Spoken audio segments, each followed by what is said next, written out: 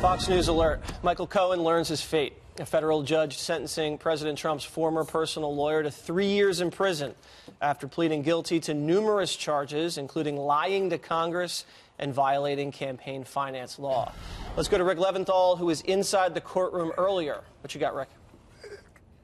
And Jesse, it was packed with members of the media, also attorneys and federal agents, and 3 rows of Michael Cohen's family and friends who all listened intently as he spoke for almost 10 minutes before he was sentenced. Near the very beginning, he told the judge, "This may be hard to believe, but today is one of the most meaningful days of my life, the day I got my freedom back," because he says his blind loyalty to Donald Trump led him to choose a path of darkness over light, ignoring his own moral compass and spending several years in what he called mental incarceration. The hearing lasted just over an hour. It included Cohen's attorney asking for leniency, suggesting his client made a remarkable life decision to cooperate with the federal government, offering evidence against the most powerful person in the country, saying Cohen was a man of integrity and an honest businessman. But U.S. attorneys painted a different picture of a man fueled by greed and a lust for power, who deliberately and willfully stole millions and eroded faith in the electoral process, they say, trying to influence the outcome of the presidential election. Judge William Pauley said that somewhere along the way, Michael Cohen did lose his moral compass, and the magnitude and breadth of misconduct requires significant deterrence. That deterrence, as you mentioned, 36 months in federal prison, 3 years supervised parole, $1.39 million in restitution to the IRS, the forfeiture of a $500,000 loan, and about $100,000 in fines. Jesse, he can spend the holidays with his family. He will turn himself in on March 6th. Rick, thank you very much. President Trump's ready to fight back as Democrats ramp up impeachment talk. Trump telling Reuters, quote, "It's hard to impeach somebody who hasn't done anything wrong and who's created the greatest economy in the history of our country.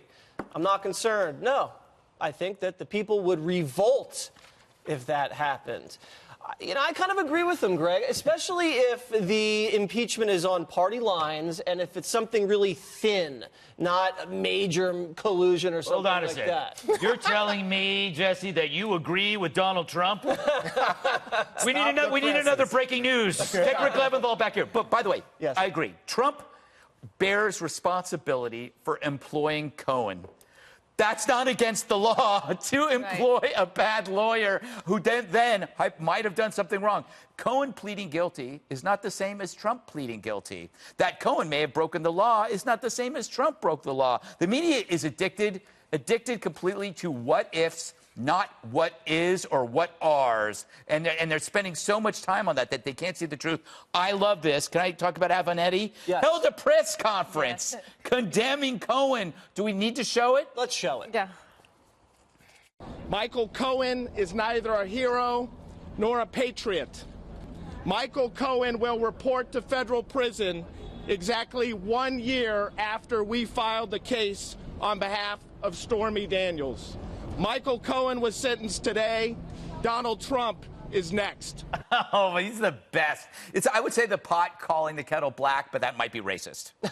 And he just lost his Ferrari. Yes, he did. He lost his Ferrari. Yeah, turn it in. All right. Dana, great piece in the Daily Signal by Hans von Spodkowski. Yeah, we call him HVS. HVS. I got that once. And it says Trump's ex-lawyer didn't violate campaign finance laws, and neither did the president. It's a very methodical look at the Federal Election Commission, how they've ruled on cases like this before. And he would know because he was an appointee to the Federal Election Commission. You know a lot about HVS. Yes, well, HVS, it took a lot to get him confirmed during the Bush administration. And in fact, I don't even know if we ever did, but he was an active... Anyway, HVS, great guy. HVS, great guy. Knows what he's talking about. Right. So you have the campaign finance violation, and that's going to be obviously argued. And President Trump saying people in the streets with pitchforks. Do you think he's sending a message right there to his supporters? No, I do not. And I think anyone who ran, what was it? The ran away with the spoon? What ran away with the spoon? Oh, I know a few people that have. Jumped over the moon. And then something about the spoon.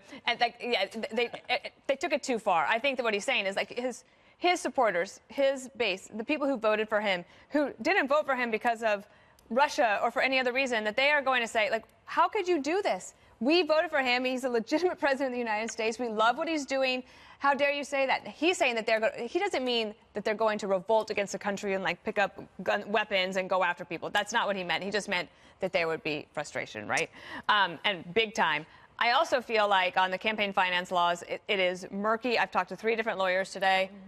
Everyone has a different interpretation of it. That's why you have an FEC. But remember, Michael Cohen does not just go to jail for 3 years because of campaign finance violations. Right. He admitted guilt to all sorts of things in terms of his own decision, Tax fraud, his personal bank fraud. decision, his bad business dealings, and that's really why he's going to jail. Exactly. All right. So, Juan, Donald Trump, as we've discussed a long time, he can get along with Democrats. I mean, he's not an ideological guy. Do the Democrats risk something if they go in right from January and say impeach, impeach, impeach, and hold the line? Instead, rack up some bipartisan compromises with the president in the new Congress and the Senate, and maybe get some bills passed, and then they can run and say, listen, I got things done in Congress. Well, in fact, that's what he said last night to Reuters. He said we can go down 2 paths here. One is constructive and one is more of this kind of investigation stuff.